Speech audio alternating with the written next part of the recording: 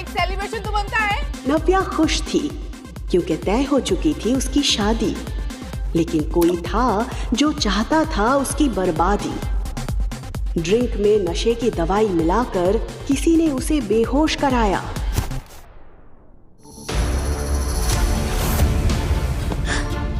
ऋषि,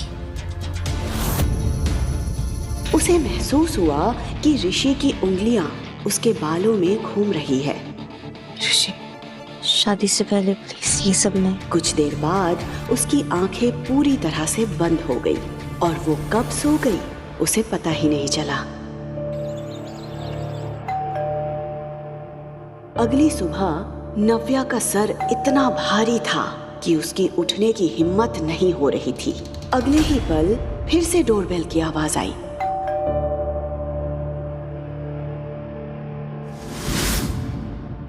उसे याद आया कि शादी तक वो ऋषि के साथ कुछ नहीं करना चाहती थी।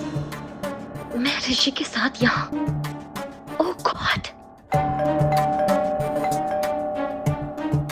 ऋषि प्लीज देखो दरवाजे पे कौन है। कुछ देर तक उसने ऋषि का इंतजार किया, पर जब वो नहीं आया तो नव्या खुद ही दरवाजा खोलने के लिए उठ गई। नव्या को समझ नहीं आ रहा था कि अगर ऋषि उसके सामने खड़ा था तो कल रात उसके साथ कमरे में कौन था। ऋषि, तुम बाहर कब गए? तुमने क्या हालत बना रखी है? अगर तुम्हारी बैचलर पार्टी खत्म होगी तो हम लंच करेंगे, बाहर चलें। पर तुम तो अभी तक रेडी भी नहीं हुई। इतना कहकर ऋषि कमरे के अंदर आ गया। ऋषि बिस्तर की हालत और उस पर पड़ी एक जेंट्स टाई देखकर समझ गया था कि कल रात क्या हुआ होगा। ऋषि मेरी बात सुनो। तुम कल रात? ऋषि जैसा तुम सोच रहे हो वैसा कुछ। Don't you dare! सब समझ आ रहा है। ये बिस्तर, ये टाई, ये वाइन का गिलास, सब समझ आ रहा है। 2 दिन में हमारी शादी है और तुम कल रात हो किसी और के साथ। नहीं ऋषि, ऋषि ऋषि मेरी बात सुनो। मैंने कुछ गलत नहीं किया ऋषि, शायद कुछ गलत फहमी हुई है। ऋषि!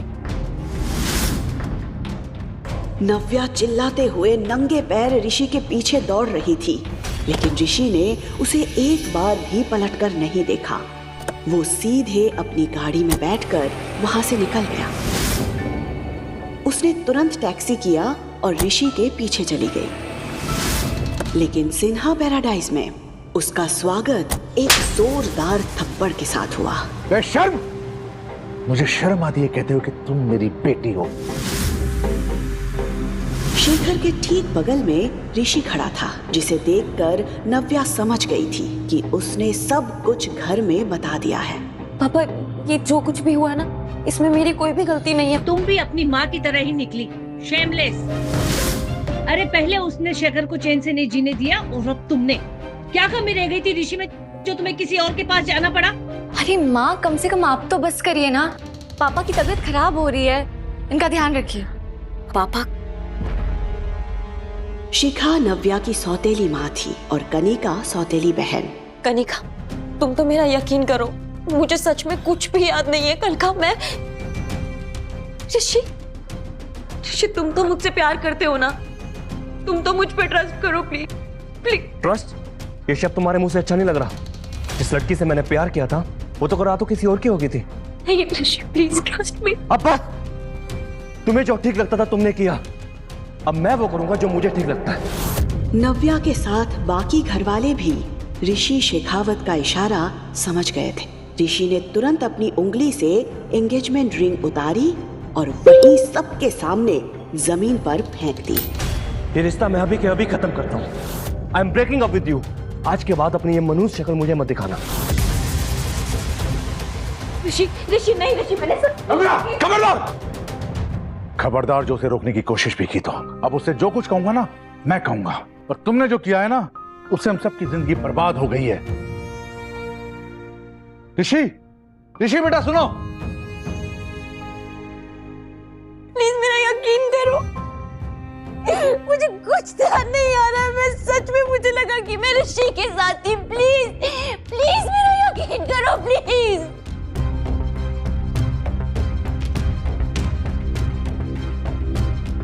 कनिका प्लीज, तुम तो मेरा यकीन करो प्लीज। मैं बहुत प्यार करती हूँ ऋषि से, मैंने कुछ भी नहीं किया। प्लीज तुम पापा से बात करो, पापा तुम्हारी बात मानेंगे। प्लीज तुम बात करोगी ना पापा से? अभी कुछ बोलो ना कनिका। दीदी, मैं क्या समझाऊं दीदी, क्योंकि मुझे पता है कि आपने कुछ भी नहीं किया है, क्योंकि जो कुछ भी किया है वो तो मैंने किया है। कल रात में जिस कमरे में तुम थी उस कमरे में ऋषि नहीं, कोई और था। हाँ, लेकिन ये मत पूछना कौन था, क्योंकि ये तो मुझे भी नहीं पता।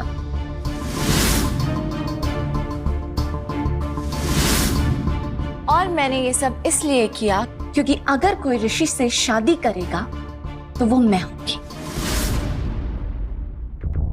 तुम ऐसा सोच भी कैसे सकती हो? मैं ऐसा सोच ही नहीं सकती, कर भी सकती हूँ। और देखो, मैंने ऋषि को तुमसे हमेशा हमेशा के लिए अलग कर दिया। अब वो जिंदगी भर कुंवारा रह जाएगा, लेकिन तुम्हारी तरफ दोबारा पलट के कभी नहीं देखेगा। बचपन से तुमसे मैं नफरत करती हूँ और हमेशा तुमसे जीतती आई हूँ।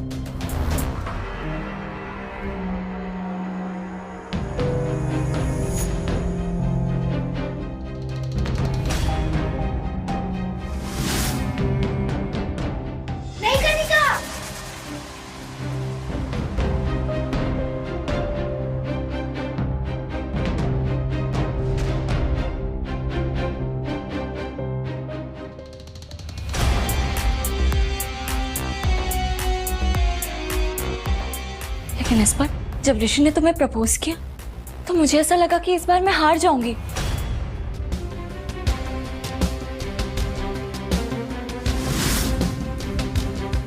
Miss Navya, will you marry me?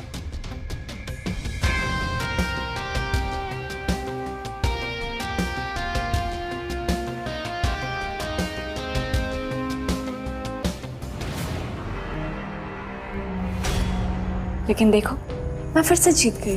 How dare you, Kanika? क्यों किया तुमने ऐसा? क्यों किया? क्यों किया तुमने ऐसा? तुम्हारी हिम्मत कैसे हुई मेरी बेटी को छूने की? पापा, ये सब कुछ कनिका ने किया है। कनिका ने मुझे फंसाया। चुप! एकदम चुप! अब एक शब्द और नहीं। देख रहे हो अपनी बेटी की हरकतें? एक तो शेखावत परिवार के सामने हमारी इतनी इंसल्ट करवाई, ऊपर से माफी मांगने की जगह मेरी बेटी को मारने चली है। निकल जाओ अभी के अभी इस घर से।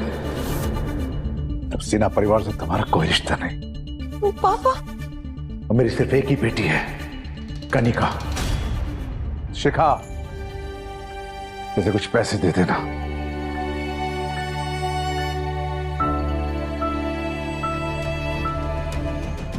उसके पिता शेखर का फैसला उसे अंदर ही अंदर तोड़े जा रहा था।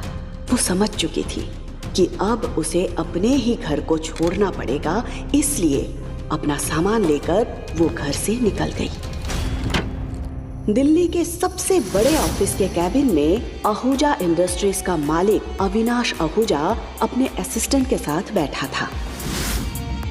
अविनाश 27 साल का यंग हैंडसम बिजनेसमैन था, जिसकी एक झलक के लिए भी लड़कियां तरसती थी। बिजनेस वर्ल्ड में उसकी काबिलियत के साथ उसके गुस्से की भी चर्चा होती थी। मतलब शशांक, तुम ये कहना चाहते हो कि कल रात में किसी लड़की के साथ था और तुम्हारे पास उसके बारे में कोई इन्फॉर्मेशन नहीं है? बहुत बड़ा ट्रैप था।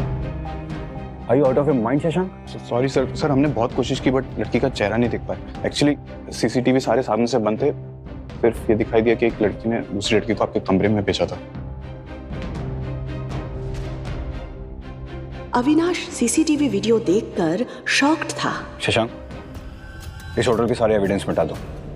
किसी को नहीं पता चलना चाहिए कि मैं कल रात किसी लड़की के साथ था। अगर ये बात मीडिया तक पहुंची तो मेरी रेपुटेशन के लिए ठीक नहीं होगा। शशांक ने तुरंत हाँ में सर हिलाया और अपने काम के लिए तेजी से निकल गया। अविनाश और शशांक ने उस लड़की की आइडेंटिटी पता करने की बहुत कोशिश की जो उस रात अविनाश के साथ थी, लेकिन उनके हाथ कुछ भी नहीं आया था। इस बात को 6 साल बीत चुके थे। नव्या और अविनाश दोनों ही इस बात से अनजान थे कि उस रात वो किसके साथ थे।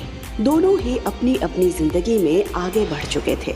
6 साल तक नव्या ने काफी परेशानियां झेली, पर उसके साथ एक ऐसी खुशी थी जिसने उसकी हर मुश्किल को आसान कर दिया था। उसने अब अकेले उस खुशी के साथ जीना सीख लिया था। पापा,